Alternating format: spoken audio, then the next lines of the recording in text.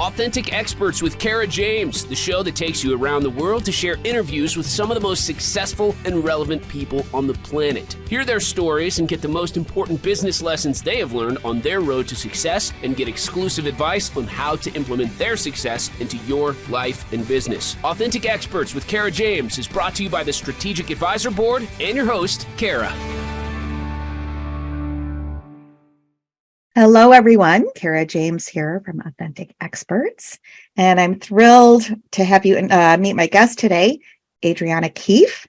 Adriana is an award-winning real estate dropout turned human design coach and motivational speaker. After her own quarter-life crisis, she's now teaching high-achieving women how to create harmony in life and business without sacrificing their goals. Adriana is a 4/6 manifesting generator, wife and mother to 3 children, lover of wine and new girl, and host of the podcast Women Who Want More. She strives to coach through an entire mind, body, soul experience and teaches through one-to-one coaching, workshops, and speaking at events. Welcome, Adriana. I'm so excited to have you here. You could tell from my voice, I'm just thrilled. And we were talking a little bit before we started about what we're going to get into here with human design. And just, I'm really super excited to hear all about this. So I love that. Yeah, welcome. And yeah, we can jump right in. There are a couple things we want to talk about: the quarter life crisis. And why don't you lead us into how it came about, which, go in the order of which most makes sense for you. Absolutely. Well, thank you so much for having me. I love that this topic is becoming more mainstream because it's really important. Especially since COVID, I feel like everyone's kind of starting to branch out and understand what they believe in this universe. And that's really important for us as humans. So like you said, I'm Adriana, and I was a realtor for a while, an award-winning realtor. I was a mom, pregnant with our second child, and I was miserable. It was one of those when you look at me from the outside, it's like, she's got it all. She's got the husband and the kids and the house and the dogs and the career, and it looked beautiful. And I was so stressed out. I was in real estate during that time when the market first started to get really crazy.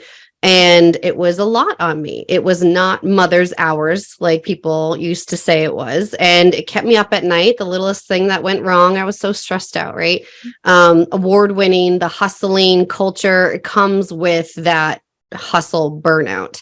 And that's the point I was at when I was pregnant with my daughter. I knew I couldn't continue on that way, but I had no idea what I wanted to do. I went to school for veterinary, and then that couldn't pay the bills. So eventually, a little ways down the line, I explored my strengths and found that everyone was like real estate and went into that.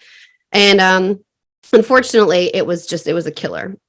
So I took up yoga when I think I started yoga before I got pregnant. And as I was moving through yoga, I was starting to understand mindfulness. I was starting to be introduced to meditation, other modalities like Ayurvedic medicine and acupuncture. And it sent me down this path of exploring more. When I was a child, I was raised in a Christian household. However, that never resonated with me. Unfortunately, I suffered through a lot of abuse as a child, and I never felt that there was anything out there to, quote, save me. And so that I was never someone who was spiritual in any way, shape, or form. But I also didn't know that there were other options. There were other things that I could believe in. So yoga sent me down that path. Long story short, I started interviewing all the entrepreneurs I knew. Like, how did you figure your life out? How did you find out this is what you wanted to do, that this was what you were good at? And how did you start the business? And all of that led to me starting a business within a network marketing company, which I loved and actually still have to this day just for fun. But I hired a business coach for that company who really helped me recognize my strengths. My favorite part were working with the people on my team. We're watching them succeed, helping them go further. And all of the background I had in mindfulness and manifestation and the universal laws, all of that I had been building up over the years prior, was helping my team in massive ways. So my coach pointed out, maybe stepping into your own coaching role outside of that is something you could consider. Now, the biggest part I had with resistance for this was because I've gone through a lot of my life starting and stopping things. And from the external point of view, it looked like I was just someone who was a quitter, right? I couldn't stick with any one thing. And so I was like, well, I don't want to start something new again, because what if I don't like it? And then I shut down again. Yeah. And she introduced me to something called human design. So my coach at the time pulled up this website. I input my birth information because it's astrology based. And it came up with all this information that I had no clue how it knew about me. Like, as a manifesting generator, which is my type, you're designed to be someone who takes on new and challenging things because you love to be challenged. You love a new endeavor, and then you learn it. You either teach it to others or you get bored, and then you're ready to move on to something new. And when I heard that, it was this immense validation I had never felt in my entire life. And I was like, wait, there's other people like me out there that it's like normal to be like this. And my coach was also a manifesting generator. So I had connected with her without knowing on that level because of that. And that was just the tip of the iceberg for me, really. I've dived so much deeper into human design and astrology and all the other components, because it also is based on the Kabbalah and the I Ching and genetics. And all of that has just blown up in my life ever since. But I know that was a lot of information, so I'll stop and see what questions you have. Oh, no, that's amazing. No, and like I said, I wanted you to explain to us, because I myself, it's one of those things, I believe in all of that. And, I'm like, oh, I really need to get into this and dive in. And I've looked a little bit and haven't gone any further. So like I said, I was just thrilled to have you on today to explain it, not only to me, but to the audience, letting everybody know and its importance and things like that. And I know, of course, my kids have called me and, asked me the exact minute they were born, go dig out the birth certificates. And at the time, and maybe that's where I got thrown off too, because I'm like, oh, this will be great. I'm right. I'm in the folder, grab mine, and I'll have it ready for when I'm ready to dive in. And it's so old, there's nothing on it. There's no time or anything. So, oh, what a bummer. I know. It's like, oh my goodness, I guess I have to call and try to get a new one. But so I know that's critical to it. So yep. It is, because it can change within 15-minute increments or so. Oh wow, is that right? Yeah. Oh, yeah. Kidding. So when you say manifesting generator, what are some of the other the types? I was going to say, types that people can be. Yeah, give some examples of that. Yeah. So there's 5 types. So there's that manifesting generator, which I talked about, which is we're very much life force, workforce energy. We're people who can work all day and all night if it's something we are really lit up by. And we like a lot of different things. We are the multitaskers, right? The ones who have that people look at me and they ask, like, how do you do it all? Because I do a lot, but there's no other way for me. There's I can't have any other way. There's the generators, which a manifesting generator is a subtype of a generator. And a generator is also the other big bulk of our world, about 37% or so. And they're also that workforce, life vitality energy. They're also very go, go, go. They put their all into things that they're lit up by, and they could work for hours on end. But that being said, they're not as multitasker as the manifesting generator. They like to really stick to one thing and nail it down before going on to any other project. Projectors are about 20-ish% of the population. And they're the people who are really, really great at efficiency and systems and honing in on someone's set of skills and guiding and leading people, these beautiful leadership qualities. Everyone can be a leader. That's not, I don't ever want someone to feel like they're in a box with something like this, but with a projector, that's a very dominant trait that they have. The one thing with projectors that you see often is they don't have that continual sustainable energy that the generator types do. They're literally people, like a lot of my projector clients take a nap in the middle of the day because they work 2 to 3 hours and they exhaust themselves and they need to replenish somehow. For some projectors, that could look like going for a hike during the day or meditating, whatever it is. They need to shut off after a few hours. We have manifestors who are about 9 to 10% of the population, and they're really great initiators. They're the ones who have 1,000 creative ideas and they just go. They take action on it so quickly that it feels like everyone else is slow, and they can feel impatient when it comes to everyone else. But they don't always have that finishing energy. Like, they're great starters of things. They pick things up and they do it, and then maybe delegate to other people so that they can jump into their next idea. And then we have reflectors, which are really rare. They're only about 1% of the population. Oh, wow. And they have within their body graph, if you were to download it, which at any point you can download it on my website, adrianakeefe.com/getyourchart, if you want to reference all of this while we're talking. They have all open centers, which means that they take in all the energy from around them and reflect it back out. So they're like the mirror of our society. They reflect what's wrong or what's beautiful in the health and stability of their environment, whatever environment that they're in. Because of that, it's really important for them to also replenish their energy and be grounded in their own energy and to not take on so much of other people. A lot of human design is about the conditioning.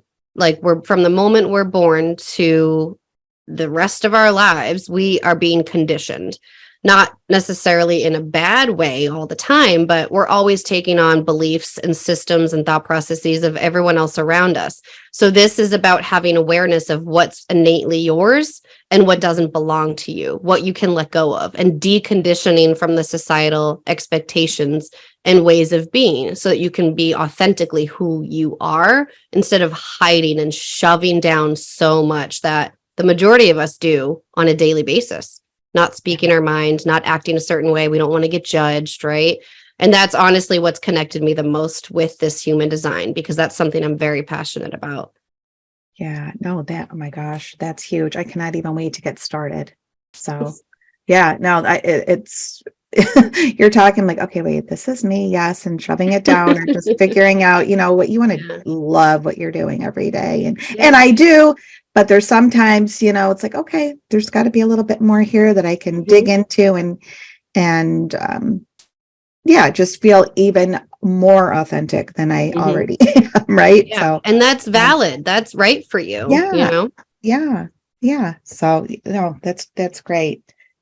Now I know you have a course coming out. So what does this look like? How do you work with clients, and can you give us a little bit of what it looks like to work with a client, and do they start out taking a test? And that also brings me to my other question I'll ask that first. Do you see people using this like HR departments? I feel like this would be huge, right? It always used to be the standard, like Briggs-Myers personality test, but this has got to be even, if not just as important, if not even more, right? I love that you brought that up. Yeah, that's because it's something you could compare it to, the Enneagram, the Myers-Briggs.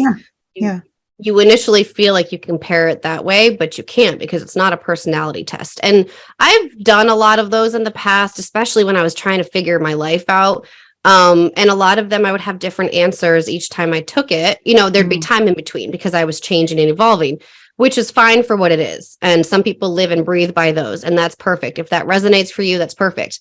It never resonated for me because when I got to the answer, I was like, well, I know that about me right now. I'm looking for something I don't know about me. And with human design being literally not a personality test at all, this is innately how you're designed energetically. That was so much more expansive for me. But like how I said earlier, I never want someone to feel like they're in a box. And with some of the Enneagrams and everything like that, I did kind of feel like I was in a box. With human design, it's so expansive and extensive that I don't ever feel like it's that structured. Like, we can be whoever we want to be. And I guarantee there's a piece of that in your design that says you do want to be like that. And so honestly, the range with my clients is pretty massive. I work with clients who are trying to find their purpose in life, because your human design, you can actually decode your purpose within your design. I work Wow. with people who are trying to understand how to take their business to the next level because they've plateaued. That's what my course is about. It's very much Oh, the great. entrepreneur that I was a while ago, where I felt plateaued and I was trying to do everything that my coaches were telling me to do. If this works for them, why isn't it working for me? And Yeah. having that failure mindset, because why can't I do this thing? They told me it works. And with human design, you can understand why that didn't work for you and what will work for you. I'm talking about like email and written content versus being on video versus being on podcasts, making connections and networking groups. All of that can be found within your chart, how your energy translate best. And then I also work with people who are healing mentally. Not ever taking the place of therapy. I think that they coincide perfectly together.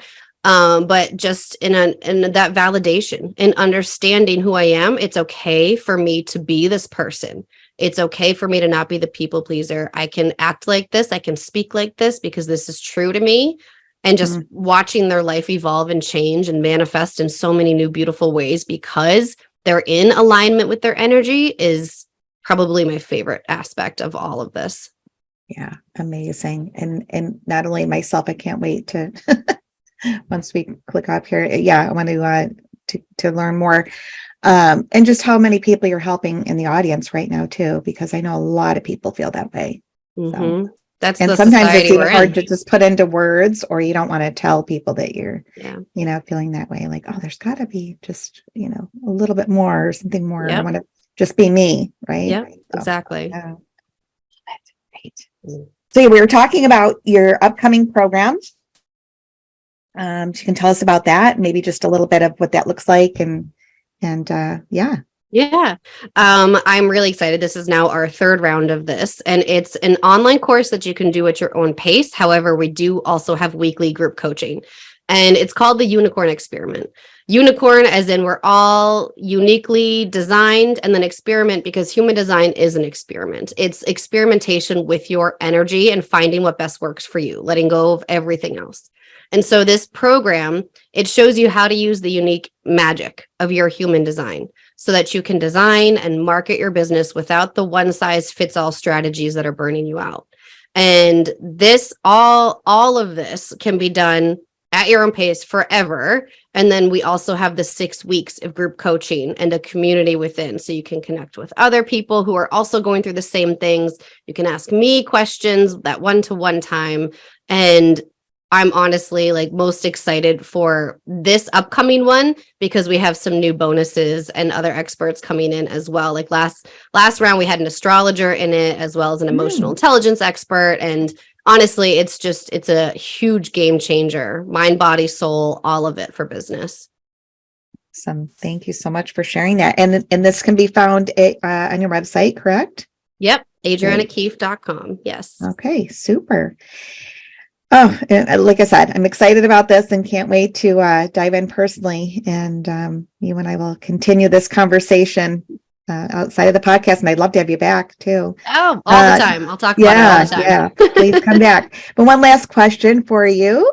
What is a book that you would recommend to everybody? Going back to me trying to decondition in my quarter life crisis and become my own individual, I found this book called Burnout: The Secret to Unlocking the Stress Cycle. It honestly has nothing to do with human design, but everything to do with women and people pleasing in today's society and human giver syndrome that we are very much wrapped into, especially if you're a mom, and trying to please everyone else instead of yourself. And this book, I reference it all the time because it just started that unraveling for me, that letting go of everything else and what I thought I was supposed to be based on everyone else's expectations, and recognizing the beauty that I have within me that no one else can take away from me. So highly, highly recommend that. I love that. And look how confident you are. You can tell it worked and everything. Yeah, it's beautiful. Yeah, no, that's great. And I'm sorry, again, it was called Burnout. And then what was the subtitle? The Secret to Unlocking the Stress Cycle. It's by two therapists, Emily and Amelia Nagoski. Okay, great. Gosh, super. Another one for my for my bookshelf. These books. Yeah, Great, Yeah. great, excellent. And again, so many people out there that I know, and I feel like, if you've watched my other interviews, there's a lot of this going on as far as, just everybody's doing everything. So Yeah. will lead to burnout. Great. Well, Adriana, thanks again for coming, and I hope to have you back soon.